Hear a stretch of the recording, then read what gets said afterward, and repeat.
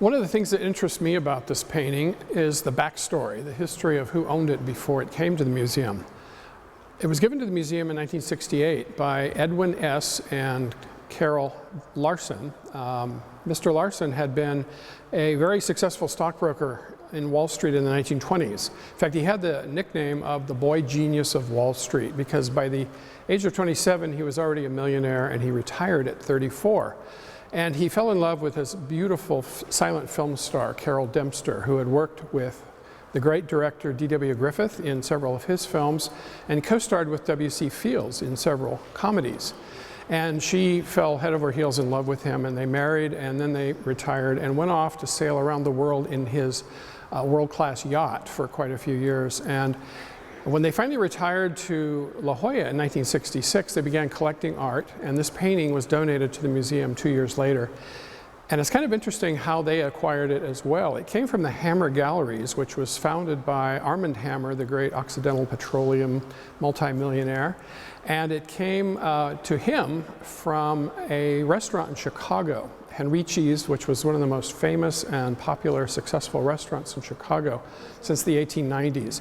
Henrici believed that it was nice to have his restaurant decorated with beautiful European art, and he had purchased landscapes and portraits, and this was one of the pictures that he had in his restaurant from the 1890s until it closed in 1964 when his whole collection was sold off.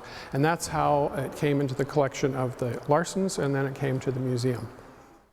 He's generally portrayed as a cold academic, a painter of idealized nudes and somewhat sanitized shepherdesses, mainly presented as a foil in contrast to the Impressionists, who we perceive as the great avant-garde realist painters of the later 19th century. That's not entirely fair to Bouguereau, though. There is more going on in this painting and paintings like it than perhaps meets the eye initially. Yes, it is a painting of a pretty shepherd girl, but in the way that she looks over her shoulder and the way she meets the viewer's gaze, you get the sense that there might be something more happening here. Especially when we look more closely and we notice, for example, the strap falling off of her shoulder. We begin to question whether this is, in fact, an idealized image of innocence in the peasant girl, or whether she is being somehow sexualized and presented as something rather illicit and alluring for the bourgeois clientele that would have received this picture in the 19th century.